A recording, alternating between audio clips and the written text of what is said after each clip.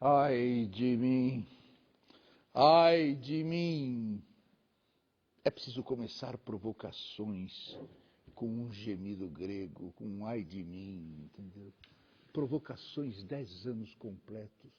Um programa, um ano mais velho que a queda das Torres Gêmeas e apenas alguns segundos mais novo que o imponderável. Quem vem aqui hoje, claro que é uma provocadora, porque é uma jornalista da periferia de São Paulo. Ela é de Cidade Tiradentes, que apesar do nome, não é cidade, é apenas um conjunto habitacional, o maior da América Latina, uns 300 mil habitantes.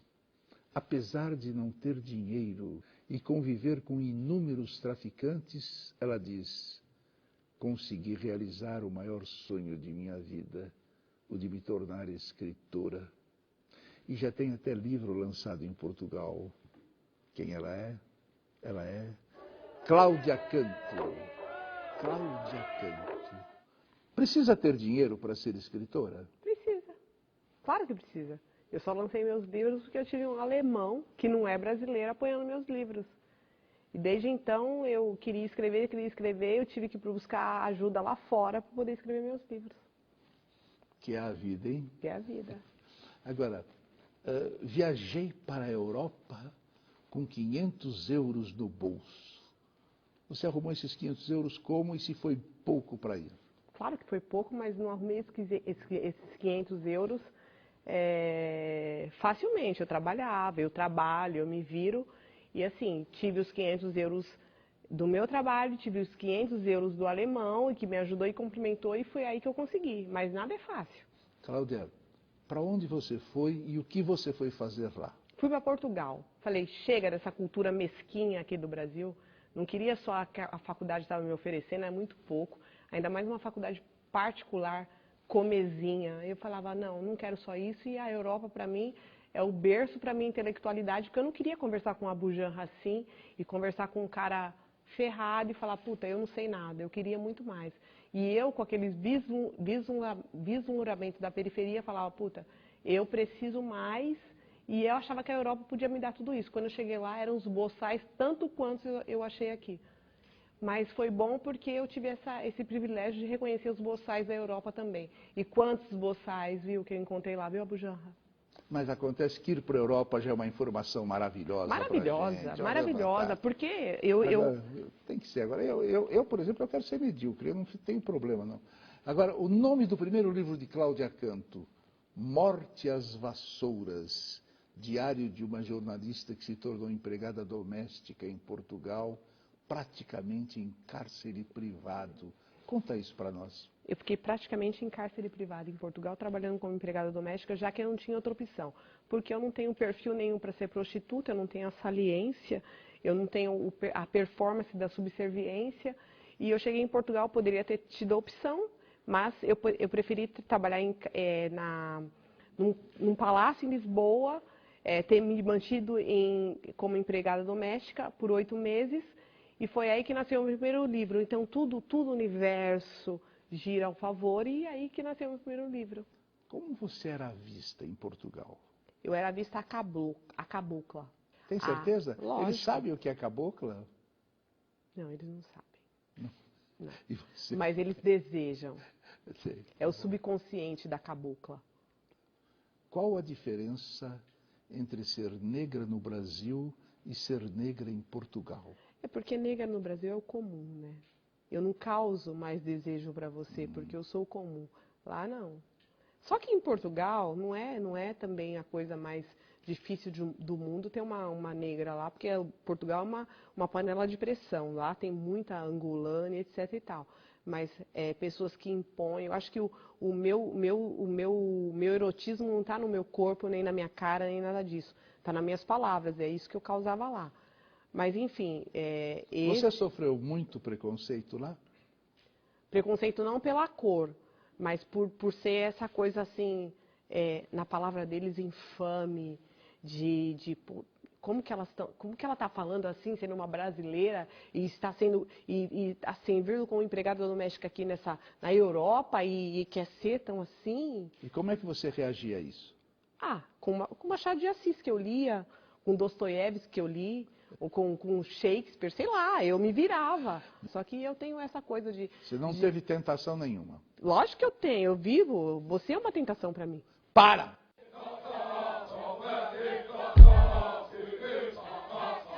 Hoje, como parte da comemoração dessa década de provocações, alguns escritores que vieram aqui nesse tempo, mas atenção, não são os mais vendidos nem os mais badalados pelas feiras de literatura de nossas melhores instâncias. São, sim, escritores da periferia das megalópolis, escritores que têm o que dizer sobre as pessoas e as coisas, mas muitas vezes lhes falta um pedaço de Brasil onde fazer isso. Aí surgiu Provocações, e eles têm a nós para isso. Provocações, há 10 anos. Heloísa Buarque de Holanda diz que você estimula a cultura urbana de uma forma explosiva e irreversível. O que você fez para ela dizer isso? Eu promovo fixo 3 eventos, que é o Suburbano no Centro, que são 10 grupos iniciantes cantando uma música a cada na ação educativa, no centro de São Paulo. O Favela Toma Conta, que é na favela, na quebrada, um evento de hip hop, que já levou teatro, que já levou rock, que já levou, sabe, não é fechado só o hip hop, mas é aberto a todas as culturas. E eu promovo Encontro com o Autor, que eu acho que é uma provocação, porque você tem um evento no Itaim Paulista intitulado Encontro com o Autor, onde todo mês você leva um escritor.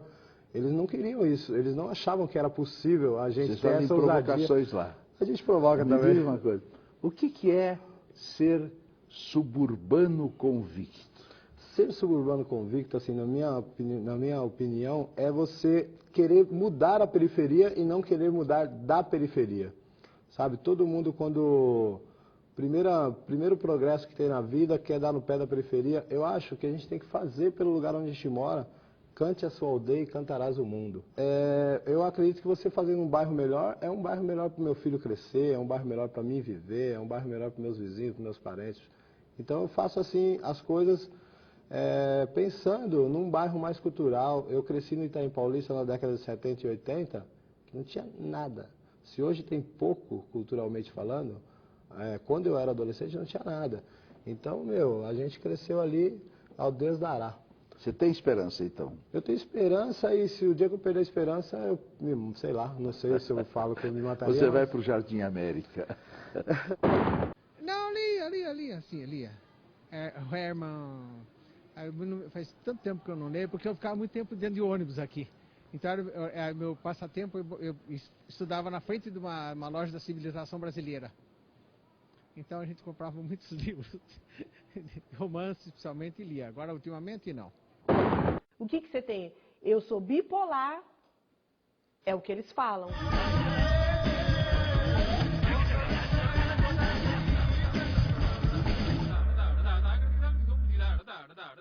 Aqui você lançou mais 3 livros. Fale sobre Bem-vindo ao Mundo dos Raros Contos e Crônicas de uma Psiquiatria. É um livro seu? É um livro meu. Fale sobre ele para nós. Não é um livro meu. É um livro dos pacientes psiquiátricos, que quando eu cheguei numa psiquiatria, o paciente chegou para mim, oi, tudo bem? Eu falei, tudo. É o seguinte, aquele tem esquizofrenia, aquele toma diazepam, aquele toma, sei lá, um Gardenal, e eu assim, para ele se deve estar perguntando o que eu tenho, né, Cláudia Canto? Eu falei, tô. Eu não tenho nada. Ele se não acredita. Eu quem? Os psicólogos e os psiquiatras. O que você tem? Eu sou bipolar, é o que eles falam. Só que é o seguinte, eles não acreditam no principal, que eu comi a Madonna e sou genro do George Bush. Vendeu muito? Nada. Mas esgotou, porque eu fiz uma tiragem limitada. Por que não vendem esses livros, hein? Pelo que você fala, são interessantíssimos. Maravilhosos. E por que não vende? É porque não está na grande mídia. A essência muda? Não, a essência não muda, mas o dinheiro muda. O último, Cidade Tiradentes, de menina a mulher. Fala um pouco sobre esse. Eu queria falar da cidade de Tiradentes sem contar a história da Maria, da Regina, que tem uma puta história, e eu não queria só ficar lá escrevendo, eu não queria fazer como jornalista. E aí eu tive o apoio do Instituto Polis de Pesquisa, do Centro Cultural Espanhol, para fazer o mapeamento da cidade de Tiradentes e dos artistas da cidade de Tiradentes. E foi aí que eu coloco a cidade de Tiradentes como uma negra, porque para mim a cidade de Tiradentes é uma negra como eu. E eu coloco histórias como Poder Paralelo, Gravidez Precoce, e eu conto a história da cidade de Tiradentes como se ela fosse uma mulher.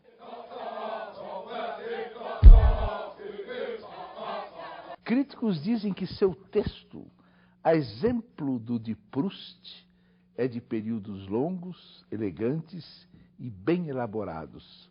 Comenta isso. Eu nem posso comentar sobre os críticos, porque eles ganham para criticar, né, mano? Então criticar a crítica é meio complicado, assim. Eu escrevo, tá ligado? Eles criticam e cada um tem seu tampo. Eu acho que é o que eu sei fazer, então, tá ligado? Se é bom ou não, aí eles que dizem aí, Mas eles ligarem você a Proust, é um pouco apaixonado demais, eu também não é? acho, né? Os caras estão pagando pau pra mim demais também, eu também acho. Ferrez, por que você recusou uma bolsa para estudar literatura durante um ano nos Estados Unidos?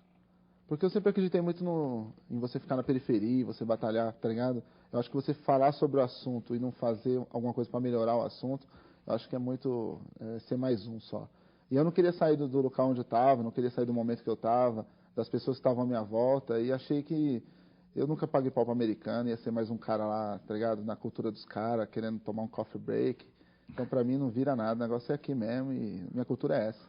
Você hoje não aceitaria ainda? Não aceitaria ainda, não. Me conte uma coisa, existe nos condomínios algum escritor que entende de periferia? Pouquíssimos, hein? Eu diria que hoje em dia tem uma par de cara que passeia na periferia, né? Ele vai lá, passeia como se fosse um jardim zoológico, aí volta para casa para escrever. Nesse tipo de coisa eu não acredito, não. Eu acho que você tem que estar no lugar.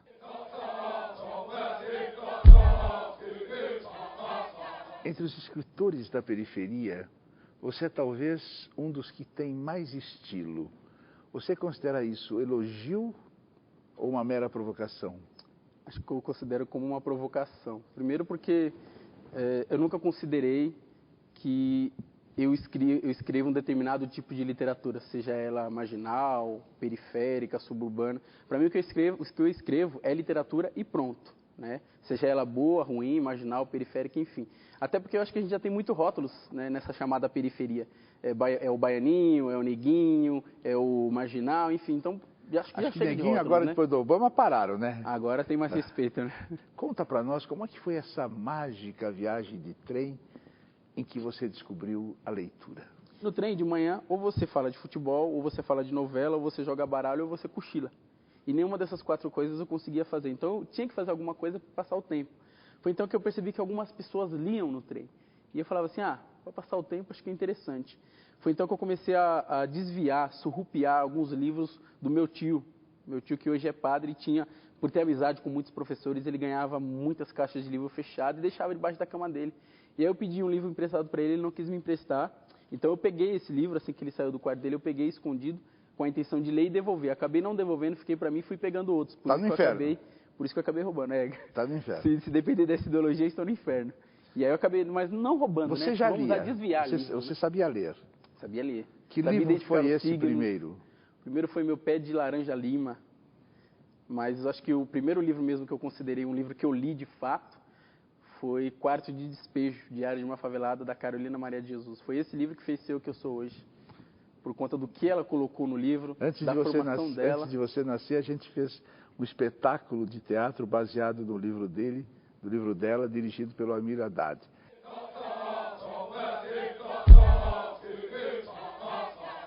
Jardim Brasil, desenha ele para mim, com palavras. Jardim Brasil é um bairro que fica no limite de Guarulhos. Na verdade, é um bairro que se confunde com a Vila Sabrina, com a Vila Medeiros. Não existe um limite. Uns dizem que aqui é um lugar, aqui é outro. É favela? Não, porque é um bairro mais antigo, né? É um bairro que cresceu na década de 60. Então, as favelas hoje são de alvenaria. Se for por esse lado, existem ainda algumas casas de alvenaria não acabadas que podem ser consideradas favelas. Fala mais sobre o Jardim Brasil. É um bairro pobre, de operários, no qual o tráfico de drogas está presente fortemente. Você conhece algum traficante? Conheço. Você se dá bem com ele? Sim. Por quê? Lá nós convivemos bem. Por quê? Porque nós somos pessoas da mesma origem. Eu estudei, ele não. Só que nós crescemos juntos, estudamos na mesma escola. Você não ajuda ele no tráfico? Não, Ele pede para você ajudar? nunca pediu. As coisas são muito delimitadas, Abu. Se ele for preso, você vai preso? Não, não vou preso. Mas se eu puder visitá-lo, eu vou. Ah, já li tantos, nem lembro mais. Eu já li de... Ai, meu Deus. Carlos Drummond de Andrade. Só que eu não lembro os poemas, o nome dos poemas. Mas eu já li. Não, eu leio outros livros, romance, vários outros livros, mas eu leio mais espiritismo. Assim, morrendo de dor e não tinha ninguém para me atender.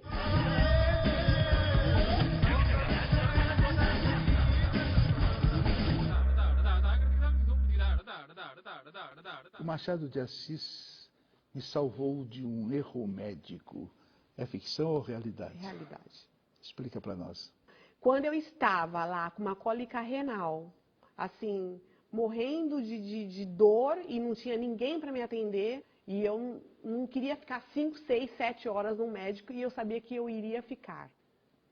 Quando eu comecei a ler Machado para me distrair, eu não estava me distraindo em nada, na verdade eu queria chamar a atenção do médico, que médico supostamente lê Machado, né? E eu falei, não, ele vai se interessar pelo meu trabalho porque eu estou lendo Machado. E foi assim que aconteceu. E ele me viu lendo Machado, ele me colocou na frente e perguntou, mas você lê Machado?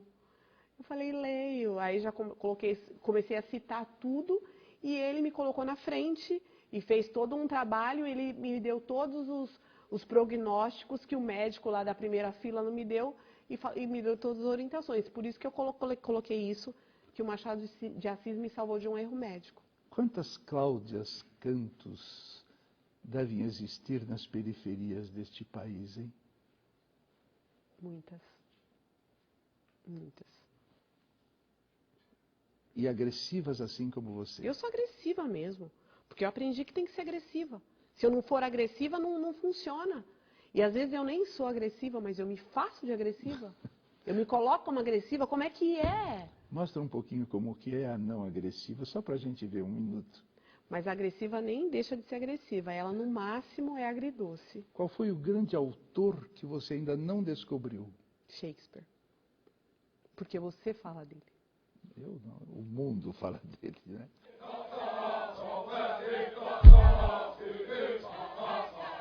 Como é que você consegue arrancar 200 pessoas da novela das 8 para ouvir poesia em boteco? Primeiro que a gente fez foi que as pessoas tirassem os poemas da gaveta. Foi aí que eles vacilaram, a gente tirou a alma da gaveta. E a gente lá tem sempre o canto da pedra, que nasce da pedra. E a gente ensina a ter a raiva do dia a dia. Então a felicidade nasce da raiva. Por que eu não tinha isso? E hoje a novela já não faz tanto sentido, porque a pessoa teve o contato com a poesia que ela jamais teria se estivesse assistindo a novela. Na novela essa poesia não entra? Não entra, é muito difícil. Quem frequenta o sarau? Poetas ou curiosos? É uma mistura de poetas, comunidade e curiosos. Muita gente começou a escrever por causa do sarau. Muita gente começou a ler por causa do sarau. Pessoas que voltaram a estudar por causa do sarau. Cooperifa, o que é? É uma instituição hierarquizada ou uma ideia anárquica? É um movimento cultural. A princípio a gente queria criar uma versão da Semana de 22 da periferia. Como que é? Semana de Arte Moderna da periferia. Vocês são metidos mesmo. São metidos. Você tem Mário de Andrade lá, tem Oswald de Andrade? Tem gente lá. É desconhecida, né? Vamos lá. Aí nós invadimos uma fábrica e nesse mesmo dia a gente colocou teatro de um lado, artes plásticas do outro, exposição de fotos, rap, samba. Fizemos a nossa Semana de Arte Moderna, que não repercutiu em lugar nenhum. Os donos da fábrica, o que falaram? Não, a princípio a gente falou só com um caseiro, né, que tomava conta da fábrica abandonada, né? Depois, quando souberam, é lógico que... Onde é que era essa fábrica? Na Regis Bittencourt, ali no Itabão da Serra, onde tudo começou ali. Paga para as pessoas lerem. É. Como que é isso? A gente tem os livros lá, no bar, a gente pediu doação, assim, aí o pessoal vai trazendo aos poucos e cada um, eu não tenho, mas você tem, tenho certeza que tem 2 livros lá em casa que você não vai ler nunca mais, bicho, arruma pra gente. O pessoal vai trazendo. E aí, a gente deixa lá assim na frente do bar assim, um monte de livro, o pessoal escolhe o livro, leva pra casa e depois a gente pede, no dia do sarau, pede pra ir lá falar, você leu o livro, tal, como é que é, faz um resumo aí, tal, tal. Aí a gente paga 5 conto, o que tiver. Você sabe que tem uma organização de cinema no Rio de Janeiro que pega curtas de todo mundo e põe lá naquele cinema Odeon. Só que como ninguém quer ver curta, eles dão R$1 para quem vai assistir. Oi, quem vai assistir dá R$1. Ganha R$1. Agora, e o que as pessoas mais leem lá? É muito variado, sabe? Porque não tem esses livros são doados, tem livros novos, livros antigos, então não dá para você falar. Semana passada, eu lembro que o menino falou, eu li aquele Enterre Meu Coração na Curva do Rio, que eram sobre os índios, tal, dos Estados Unidos e tal. Aí tinha um que era Vida Dura, que era a história de um cara que era um doador de sêmen profissional. E aí um sobre a síndrome de Peter Pan. Assim, os livros que tem, a gente não tem... Eu acho importante a gente começar com uma coisa assim, olha, canalizar um pouco, né? Mas também é muito importante que deixar o livro seduzir as pessoas, né? Porque a pessoa tem que ler o que ela... Claro. Está num ambiente assim, eu gostei dessa capa, eu gostei do assunto, vou ler isso. Mansão Assombrada. Mas era porque a mulher, ela era meio egoísta, ela tinha tudo e queria mais ainda. Quanto mais ela tinha, mais ela queria. Ela é legal, porque é tipo, ela mostra fatos da vida, né? Porque, tipo, por ela ser mulher e ser muito bonita, ela aproveitou de vários homens para ter tudo aquilo que ela queria. Ela tirava o que ela queria e depois trazia a destruição para todos eles. É um romance, tipo, mais diferente, assim. Não. Eu prefiro ter as minhas coisas da minha maneira, entendeu? Lutar para ter aquilo que eu preciso. Guerreira do Nada, vamos terminar da seguinte forma. Isto aqui é a televisão, esse programa é o programa de maior liberdade que existe. Aqui você pode falar tudo, não cairá nada, nenhuma espada dentro da nossa cabeça. Aliás, como deveriam ser todas as televisões públicas e todas as televisões assim, com a liberdade total e absoluta de falar o que quiser. Então, para nós terminarmos, olhe para esta câmera e diga tudo o que você gostaria de dizer. Eu não sou exemplo de nada, nada, nada, nada. Mas se eu puder ajudar num respiro, não no que eu falo, mas no meu respiro, porque o respiro é a minha alma, eu posso contribuir. Eu não sou a periferia, eu não sou a burguesia, mas o meu respiro é a minha alma. É isso. Então, vem cá, dá um abraço, que a única coisa falsa desse programa é um abraço. A única coisa falsa é um abraço. Agora você olha lá, esse fotógrafo, finja que está feliz. E provavelmente não sairá nunca nos jornais, a não ser quando você morra ou eu morra.